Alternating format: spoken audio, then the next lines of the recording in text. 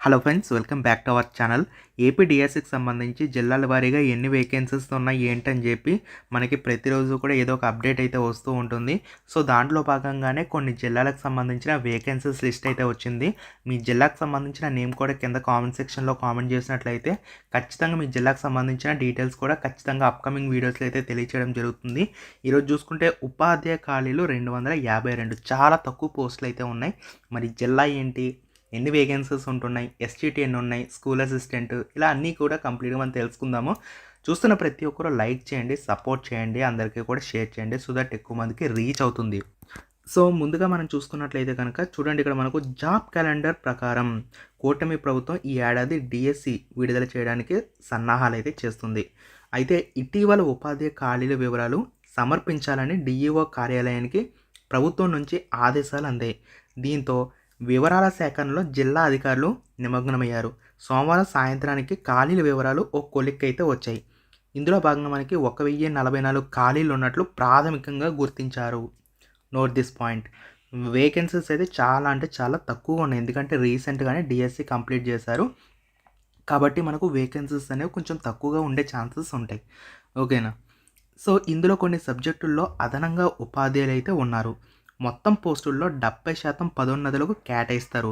మిగిలినటువంటి 30% పోస్టులు ఏవైతే ఉంటాయో వాటిని డిఎస్సి ద్వారా అయితే భర్తీ చేస్తారని చెప్పి కూడా మెన్షన్ చేస్తున్నారు. అంటే ఉన్న వేకెన్సీస్ని 70% ఆఫ్ వేకెన్సీస్ అన్నీ కూడా మనకు పదోన్నతులు ఉంటాయి కదా, ప్రమోషన్స్ ఇవన్నీ కూడా చేయడం ద్వారా ఫిల్ చేస్తారు. అండ్ రిమైనింగ్ 30% ఆఫ్ వేకెన్సీస్ ఏవైతే ఉంటాయో వాటిని మాత్రమే డిఎస్సి నోటిఫికేషన్ ద్వారా ఫిల్ చేస్తారు. అయితే మనకు డిఎస్సి నోటిఫికేషన్ ఎప్పుడు ఉంటుంది అని చెప్పేసి కూడా ఇచ్చారు చూడండి. ఫిబ్రవరిలో మనకు డిఎస్సి ప్రకటన జారీ చేయనున్నట్లు విద్యాశాఖలో చర్చ జరుగుతుంది. అంటే ఫిబ్రవరి మంత్లో మనకు మ్యాక్సిమం డిఎస్సి నోటిఫికేషన్ వచ్చే ఛాన్సెస్ ఉంటాయి. అయితే జూన్ లోపు డిఎస్సి ప్రక్రియ కూడా ముగించి బడులు తెరిచే నాటికి కొత్త ఉపాధ్యాయుల నియామకాలు చేపట్టే అవకాశాలు కూడా కనిపిస్తున్నాయి.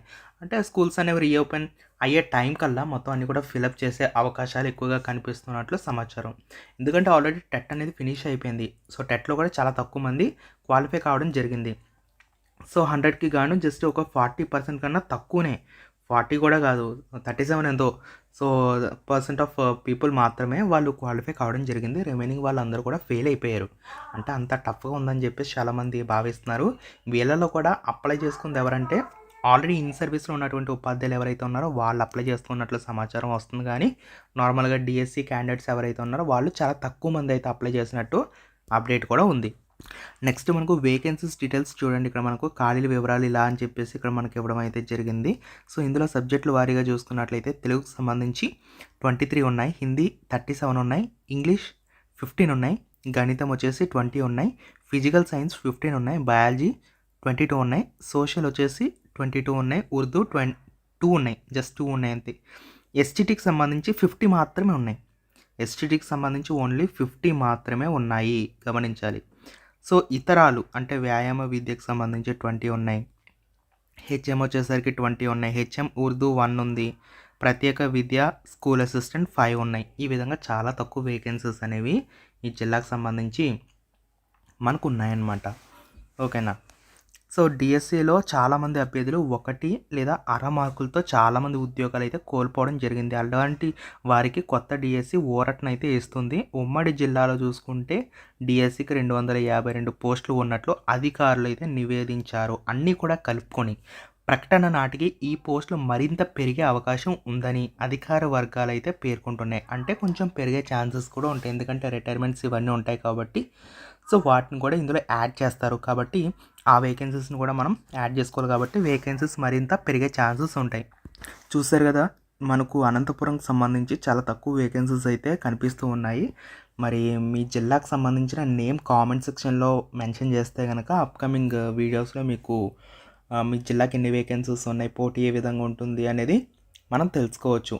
ఇక పోటీ చూసుకున్నట్లయితే ప్రతి జిల్లాకి కూడా చాలా ఎక్కువ పోటీగా ఉండే అవకాశాలు ఎక్కువగా కనిపిస్తున్నాయి. ఎందుకంటే లాస్ట్ టైం కూడా చాలామంది దగ్గర వచ్చి పోయారనమాట. ఎందుకంటే పేపర్ అనేది సరిగ్గా ఇవ్వలేదు. యాక్చువల్గా చెప్పాలంటే పేపర్ అనేది సరిగ్గా వాళ్ళు తయారు చేయలేదు. సో అదొక మెయిన్ పాయింట్. అండ్ అలాగే మనకు నార్మలైజేషన్ కూడా ఖచ్చితంగా ప్రధాన అంశంగా చెప్పచ్చు. సో సింగిల్ పేపర్ పెట్టి ఆఫ్లైన్లో పెట్టినా కూడా హ్యాపీగానే ఉంటుంది, లేదంటే ఒక్కొక్క జిల్లాకి ఒక్కొక్క పేపర్ పెట్టినా కూడా ఆన్లైన్లో సో సరిపోతుంది. బట్ వీళ్ళు మల్టిపుల్ షిఫ్ట్స్ పెడుతున్నారు. కొంతమందికి ఒక షిఫ్ట్ పెడతారు, కొంతమందికి ఒక షిఫ్ట్ పెడతారు. సో అవన్నీ కూడా ఏంటంటే ఎవరికైతే లక్ ఉంటుందో, లక్ ఫేవర్ చేస్తుందో వాళ్ళకి జాబ్స్ వచ్చేస్తున్నాయి, కానీ కష్టపడిన వాళ్ళు అన్యాయం అయిపోతున్నారు. సో తెలిసిన వాళ్ళే చాలామంది అన్యాయం అయిపోయారు. బాగా చదవలేని వాళ్ళకి జాబ్స్ వచ్చాయి, అది కూడా మనం చూస్తూనే ఉన్నాము. సో ఇవన్నీ కూడా ప్రభుత్వానికి చెడ్డ పేరు వచ్చే అవకాశాలు ఎక్కువగా కనిపిస్తున్నాయి. ఈ విధంగా వాళ్ళు కంటిన్యూ చేస్తే కనుక వాళ్ళకి ఎన్ని నోటిఫికేషన్స్ ఇచ్చినా కూడా వాళ్ళకి నెగిటివ్ అవుతుంది, కానీ పాజిటివ్ అయితే ఎట్టి పరిస్థితిలో కాదు. ఓకే, మరి చూడాల్సి ఉంది ప్రభుత్వం ఏ విధంగా డెసిషన్ తీసుకుంటుంది ఏంటి అని చెప్పేసి. ఇది ఏంటంటే మనకు అనంతపురం జిల్లాకు సంబంధించిన వేకెన్సీస్ లిస్ట్ అనమాట. అండ్ అలాగే ఇంకా మనకు ఈస్ట్ గోదావరి, వెస్ట్ గోదావరి, విశాఖ, ఇంకా శ్రీకాకుళం ఇవన్నీ కూడా వేకెన్సీస్ అనేవి వస్తున్నాయి, 1 by 1 వస్తున్నాయి. కాబట్టి వాటిని కూడా మనం చూడాల్సి ఉంది. యాక్చువల్గా చెప్పాలి అంటే మనకు వేకెన్సీస్ అనేవి గతంలో చూసుకుంటే మనకు 2500 అని చెప్పేసి అన్నారు. తర్వాత మళ్ళీ 10,000 వరకు ఉండే అవకాశాలు ఉన్నాయని చెప్పేసి అంటున్నారు. ఓకేనా. సో ఇప్పుడు ప్రజెంట్ రియాలిటీ ప్రకారం చూసుకున్నట్లయితే 10,000 వేకెన్సీస్ అనేవి ప్రజెంట్ అయితే లేవు. ఓకేనా. సో ఎందుకంటే కొంతమంది ఉపాధ్యాయులు మిగిలిపోయిన వాళ్ళు కూడా ప్రజెంట్ ఉన్నారు, కానీ అప్కమింగ్లో మనకు కొన్ని మంత్స్లో రిటైర్మెంట్ వాళ్ళు ఎక్కువ మంది ఉన్నారు. రిటైర్ అవ్వడానికి సిద్ధంగా చాలామంది ఉన్నారు. వాళ్ళందరూ రిటైర్ అయిపోతే ఆ వేకెన్సీస్ని ఫిల్ చేయాలి. ఓకేనా. సో కానీ వీళ్ళు ఆ వేకెన్సీస్లో 70% ఆఫ్ వేకెన్సీస్ అన్నీ కూడా మనకు ప్రమోషన్స్ ఇచ్చేస్తారు, ప్రమోషన్స్ ద్వారా ఫిల్ చేస్తారు. ఫర్ సపోజ్ ఒకవేళ 100 మెంబర్స్ రిటైర్మెంట్ అయ్యారనుకోండి. సో వాళ్ళలో చూసుకుంటే ఈ 100 మెంబర్స్లో 70 మెంబర్స్ని ఆల్రెడీ ఎవరైతే ఎస్టీటీగా పనిచేస్తున్న వాళ్ళు ఉన్నారో వాళ్ళకి ప్రమోషన్స్ ఇచ్చేస్తారు. వాళ్ళు స్కూల్ అసిస్టెంట్గా వెళ్ళిపోతారనమాట. అండ్ అలాగే రిమైనింగ్ వాళ్ళు ఎవరైతే ఉన్నారో 30 మెంబర్స్ ఇంకా కావాల్సి ఉంటుంది కదా, అవి మాత్రం డిఎస్సి ద్వారా ఫిల్ చేస్తారనమాట. ఇక్కడ మీరు గమనించాల్సింది ఏంటంటే ఫర్ ఎగ్జాంపుల్ ఎస్టీటీగా పనిచేస్తున్న వాళ్ళు స్కూల్ అసిస్టెంట్గా ప్రమోట్ అయ్యారనుకోండి. ఇక్కడ ఎస్టీటీ అనే వేకెన్సీ అనేది ఒకటి ఖాళీ పోస్ట్ అవుతుంది, అవునా కదా. సో ఆ పోస్ట్ని కూడా మనం ఫిల్ చేసుకోవాలి, కాబట్టి అవి కూడా మనకు వేకెంట్ అయితే అవుతాయి. మరి ఇవన్నీ కూడా లెక్కపత్రం మొత్తం కూడా సేకరిస్తూ ఉన్నారు, కాబట్టి మొత్తం అన్ని జిల్లాలు యాడ్ చేసుకున్నట్లయితే ఎన్ని వేకెన్సీస్ ఉంటాయనేది మనకైతే ఒక కొలిక్ అయితే రావడం జరుగుతుంది. ప్రస్తుతానికైతే మనకి ఇక్కడ అనంతపురంకి సంబంధించి అనంతపురంలో 252 ఉన్నాయి, టోటల్లో ఓవరాల్గా 252 ఉన్నాయి అన్నమాట. ఇది మనకి ఉమ్మడి జిల్లాకు సంబంధించి 252 అంటే చాలా తక్కువ వేకెన్సీస్గా చెప్పచ్చు. మిగతా జిల్లాల్లో ఏ విధంగా ఉంటుందో మనం చూడాల్సి ఉంది. వాటికి సంబంధించిన డీటెయిల్స్ రాగానే మీకైతే తెలియచేయడం జరుగుతుంది. వీడియోని అయితే లైక్ చేయండి, మీ జిల్లా నేమ్ అయితే కామెంట్ చేయండి. కామెంట్ చేస్తే కనుక మీ జిల్లాకు సంబంధించిన డీటెయిల్స్ అన్నీ కూడా అప్కమింగ్ వీడియోస్లో అయితే తెలియచేయడం జరుగుతుంది friends. Thank you so much. Have a nice day.